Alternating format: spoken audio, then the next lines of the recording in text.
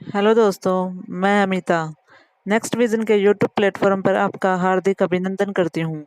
दोस्तों, आज हम 14 मई 2020 का करंट अफेयर डिस्कस करेंगे। 14 मई 2020 का करंट अफेयर डिस्कस करने से पहले देखते हैं कि इतिहास के पन्नों में 14 मई की क्या महत्वपूर्ण बातें रही हैं।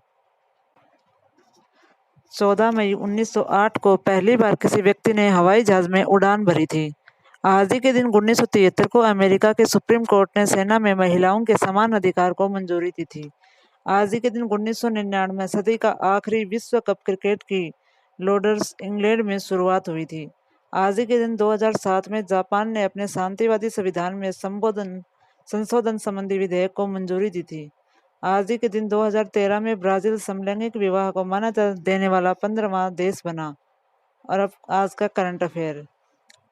Topic number 1। प्रधानमंत्री नरेंद्र मोदी ने 12 मई 2020 को रात को 8 बजे देश के नाम अपने संबोधन में कोरोना वायरस के कारण उपजे आर्थिक हालात को सुधारने हेतु देश के लिए कितने लाख करोड़ रुपए की घोषणा की है, तो वो है 20 लाख करोड़ रुपए। प्रधानमंत्री मोदी ने कहा कि यह आर्थिक पैकेज आत्मनिर्भर भारत अभियान की अहम कड़ी के तौर पर काम करेगा। 20 लाख करोड़ रुपए का यह पैकेज भारत की जीडीपी का करीब 10% हिस्सा है। कहा जा रहा है कि इसके जरिए देश के विभिन्न वर्गों और आर्थिक कड़ियों को जोड़ने में बल मिलेगा। 20 लाख करोड़ रुपए के पैकेज की घोषणा के बाद भारत दुनिया के उन चुनिंदा देशों की सूची में शामिल हो गया है जिसने जीडीपी का बड़ा हिस्सा दिया है। Topic number 2। केंद्रीय स्वास्थ्य मंत्री डॉक्टर हर्षवर्धन के अनुसार देश में कोविड-19 जांच क्षमता बढ़कर कितने लाख परीक्षण प्रतिदिन हुई है, वह 1 लाख परीक्षण। केंद्रीय स्वास्थ्य मंत्री डॉक्टर हर्षवर्धन ने कहा कि जांच करने की क्षमता बढ़कर प्रतिदिन 1 लाख हो गई है और इसमें 347 सरकारी और 137 निजी प्रयोगशालाएं शामिल हैं। उन्होंने कहा कि अभी तक कोविड-19 की कुल 17,62,840 जांच की जा चुकी हैं। उन्होंने कहा कि केंद्र, राज्य और संघ शासित प्रदेशों की सरकारें एक साथ मिलकर कोरोना वायरस का मुकाबला कर रही हैं और इससे हम आश्वस्त हैं कि देश कोविड-19 के कारण उपजी किसी भी परिस्थिति में मुकाबला करने में सक्षम है। Topic number 3। हाल ही में किस देश ने रविंद्रनाथ टैगोर की 159वीं वर्षगांठ के उपलक्ष्य में तेल अवीव की सड़क का नाम बदलकर टैगोर स्ट्रीट किया है, वो है इजराइल देश ने। इजराइल ने रविंद्रनाथ टैगोर के 159वें जन्म जयंती के मौके पर अपनी एक सड़क को उनका नाम दिया है। टैगोर के 159वें जन्म जयंती के मौके पर उन्हें सम्मान देने के तौर पर इजराइल ने ऐसा किया है। वे विश्व विख्यात कवि, साहित्यकार, दार्शनिक और भारतीय साहित्य के नोबेल पुरस्कार विजेता हैं। वे एशिया के प्रथम नोबेल पुरस्कार सम्मानित व्यक्ति हैं। वे एकमात्र कवि हैं जिनकी रचनाएं 2 देशों का राष्ट्रगान बनी। भारत का राष्ट्रगान जनगण मन और बांग्लादेश का राष्ट्रीय गान आमार सोनार बांग्ला गुरुदेव की ही रचनाएं हैं। Topic number 4। मनमीत सिंह वालिया का 58 साल की उम्र में निधन हो गया। वे किस खेल से संबंधित थे, तो वे टेबल टेनिस। वे पिछले लगभग 2 साल से ALS से पीड़ित थे। इस बीमारी में मांसपेशियां कमजोर हो जाती हैं और शरीर की मूवमेंट पर असर पड़ता है। मनमीत सिंह 58 साल के थे और मनमीत सिंह साल 1980 के दशक में सबसे शानदार खिलाड़ियों में से एक थे और साल 1989 में हैदराबाद में पुरुष एकल फाइनल में श्रीराम को हराकर राष्ट्रीय चैंपियन बने थे। वे साल 1981 से लगातार 4 साल राष्ट्रीय चैंपियनशिप में फाइनल में पहुंचे लेकिन खिताब नहीं जीत पाए। अब टॉपिक नंबर 5। हाल ही में नवीन एवं नवीकरणीय ऊर्जा मंत्रालय में सचिव पद पर कार्यभार किसने संभाला है, वो है इंदु शेखर चतुर्वेदी। इंदु शेखर चतुर्वेदी ने नवीन एवं नवीकरणीय ऊर्जा मंत्रालय में सचिव पद भार संभाला है। चतुर्वेदी झारखंड कैडर के 1997 बैच के IAS अधिकारी हैं। उन्होंने आनंद कुमार का स्थान लिया है। आनंद कुमार संस्कृति मंत्रालय में सचिव बनाए गए हैं। MNRE सचिव बनने से पहले इंदु शेखर चतुर्वेदी झारखंड सरकार में जलवायु परिवर्तन विभाग, पर्यावरण और वन मंत्रालय में अतिरिक्त मुख्य सचिव और अतिरिक्त सचिव थे। वह झारखंड सरकार और केंद्र सरकार में विभिन्न पदों पर काम कर चुके हैं। अब टॉपिक नंबर 6। भारत सरकार की प्रमुख सामाजिक सुरक्षा योजना अटल पेंशन योजना ने हाल ही में कितने साल पूरे किए हैं, तो वो 5 साल। इस योजना की शुरुआत 9 मई 2015 को की गई थी। यह योजना विशेष रूप से असंगठित क्षेत्र के श्रमिकों पर केंद्रित है। अटल पेंशन योजना में शामिल होने के लिए न्यूनतम आयु 18 वर्ष और अधिकतम आयु 40 वर्ष निर्धारित की गई है। इस योजना के तहत अब तक 2.23 करोड़ श्रमिकों को पेंशन के दायरे में लाया जा चुका है। यह योजना भारत की तेजी से बढ़ती हुई जनसंख्या चुनौतियों के समाधान के लिए अभी भी प्रासंगिक है। Topic number 7। कोविड-19 के कारण देश भर में लागू किए गए लॉकडाउन के मद्देनजर गांधी शांति पुरस्कार 2020 के लिए नामांकन प्राप्त करने की अंतिम तिथि कितने तारीख तक बढ़ा दी गई है? तो वह 15 जून 2020 तक। इससे पूर्व वर्ष 2020 के लिए नामांकन प्राप्त करने की अंतिम तिथि 30 अप्रैल 2020 थी। उल्लेखनीय है कि यह पुरस्कार अहिंसा एवं अन्य गांधीवादी तरीकों के माध्यम से लाए गए सामाजिक, आर्थिक और राजनीतिक परिवर्तन के लिए प्रदान किया जाता है।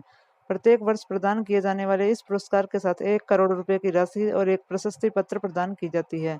इस पुरस्कार की शुरुआत वर्ष 1995 में की गई थी और तब से यह लगातार प्रदान किया जा रहा है।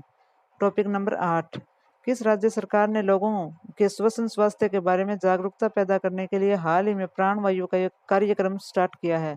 तो वो है कर्नाटक की सरकार ने। बेंगलुरु सिटी कॉरपोरेशन के लोगों के श्वसन स्वास्थ्य के बारे में जागरूकता पैदा करने के लिए हाल ही में प्राणवायु कार्यक्रम शुरू किया है। गंभीर तीव्र श्वसन बीमारी के कारण देश में कई मौतें हुई हैं और विशेष रूप से कोविड-19 के कारण हाइपोक्सिया होता है। गंभीर तीव्र श्वसन बीमारी के कारण देश में कई मौतें हुई। विशेष रूप से कोविड-19 के कारण हाइपोक्सिया होता है। टॉपिक नंबर 9, किस हवाई अड्डा ने भारत और मध्य एशिया के सर्वश्रेष्ठ क्षेत्रीय हवाई अड्डे का खिताब जीता है? तो वह बेंगलुरु का हवाई अड्डा। बेंगलुरु के केम्पेगौड़ा अंतर्राष्ट्रीय हवाई अड्डे के ग्राहकों की पसंद पर भारत और मध्य एशिया का सर्वश्रेष्ठ क्षेत्रीय हवाई अड्डा चुना गया है। 2020 वर्ल्ड एयरपोर्ट अवार्ड्स में 4 साल में 3 बार बेंगलुरु हवाई अड्डे को यह सम्मान मिल चुका है। बेंगलुरु हवाई अड्डे का परिचालन बेंगलुरु इंटरनेशनल एयरपोर्ट लिमिटेड करती है। इस सर्वेक्षण में 550 से अधिक हवाई अड्डे शामिल होते हैं। टॉपिक नंबर 10, वंदे भारत अभियान का दूसरा चरण 16 मई से किस तारीख तक चलेगा? तो वो है 22 मई तक। कोरोना वायरस वैश्विक महामारी के चलते देश के बाहर विदेशों में फंसे भारतीयों को वंदे भारत मिशन के तहत वापस लाया जा रहा है। इस मिशन का दूसरा चरण 16 मई से 22 मई तक चलेगा। इसके तहत 31 देशों में फंसे भारतीयों को लाया जाएगा। इस दौरान 149 उड़ानों का संचालन किया जा सकता है। और अब आज के करंट अफेयर क्विज। किस राज्य सरकार ने प्रवासियों को राहत देने और सरकारी योजनाओं और नौकरियों में प्रवासियों को जोड़ने हेतु प्रवासी राहत मित्र नामक एक नया ऐप लॉन्च किया है? वह उत्तर प्रदेश की गवर्नमेंट ने। क्वेश्चन नंबर 2, राष्ट्रीय प्रौद्योगिकी दिवस निम्न में से किस दिन मनाया जाता है? वो है 11 मई को। मूडीज इन्वेस्टर सर्विस ने हाल ही में मौजूदा वित्त वर्ष के लिए भारत की आर्थिक वृद्धि दर के अनुमान को घटाकर कितना प्रतिशत कर दिया है? वो है 0%। क्वेश्चन नंबर 4, कोविड-19 की वजह से संकट में गिरती अर्थव्यवस्था को सुधारने के लिए यूएसए सरकार ने कितने कर्ज लेने का फैसला किया है? उत्तर है 3 खरब अमेरिकी डॉलर। क्वेश्चन नंबर 5, चीन के समर्थन वाले एशियन इंफ्रास्ट्रक्चर इन्वेस्टमेंट बैंक ने हाल ही में किस देश को कोरोना वायरस से निपटने के लिए 3,800 करोड़ रुपए का लोन मंजूर किया है? वो है भारत को। क्वेश्चन नंबर 6, किस भारतीय कंपनी ने 14 मई को राइट्स इश्यू लेने का ऐलान किया है? वो है रिलायंस इंडस्ट्रीज ने। क्वेश्चन नंबर 7, हाल ही में किस संगठन ने कोरोना महामारी के खिलाफ लड़ाई में कमजोर देशों के भीतर जरूरी चीजों के लिए सरकारों, कंपनियों और अरबपतियों से 6.7 अरब डॉलर की निधि का दान करने की अपील की है? वो है संयुक्त राष्ट्र। क्वेश्चन नंबर 8, फेसबुक और सिल्वर लेक के बाद अब किस कंपनी ने जियो प्लेटफॉर्म्स का 2.32% हिस्सा 11,367 करोड़ रुपए में खरीदा है? वो है Vista equity partners. Question number 9, Madhya Pradesh के मुख्यमंत्री शिवराज सिंह चौहान ने कारखानों में काम की अवधि 8 घंटे से बढ़ाकर कितने घंटे कर दी है? वो है 12 घंटे। क्वेश्चन नंबर 9, हरिशंकर वासुदेवन की हाल ही में निधन हो गया, वे किस क्षेत्र से संबंधित थे? तो उत्तर है इतिहासकार। अगर आपको हमारा ये वीडियो पसंद आया है तो इसको लाइक करें, हमारे चैनल को सब्सक्राइब करें। इस वीडियो की पीडीएफ चाहिए तो नीचे दिए गए व्हाट्सएप नंबर पर मैसेज कर सकते हैं। हमारे चैनल से संबंधित कोई सुझाव देना चाहते हैं तो नीचे दी गई मेल आईडी में मेल भी कर सकते हैं। और आप प्ले स्टोर में जाकर हमारा दा गुरुजी ऐप भी डाउनलोड कर सकते हैं। इससे संबंधित कोई समस्या आ रही है तो आप हमारे दिए गए व्हाट्सएप नंबर पर मैसेज कर सकते हैं या दी गई मेल आईडी पे मेल भी कर सकते हैं। धन्यवाद। जय हिंद, जय भारत।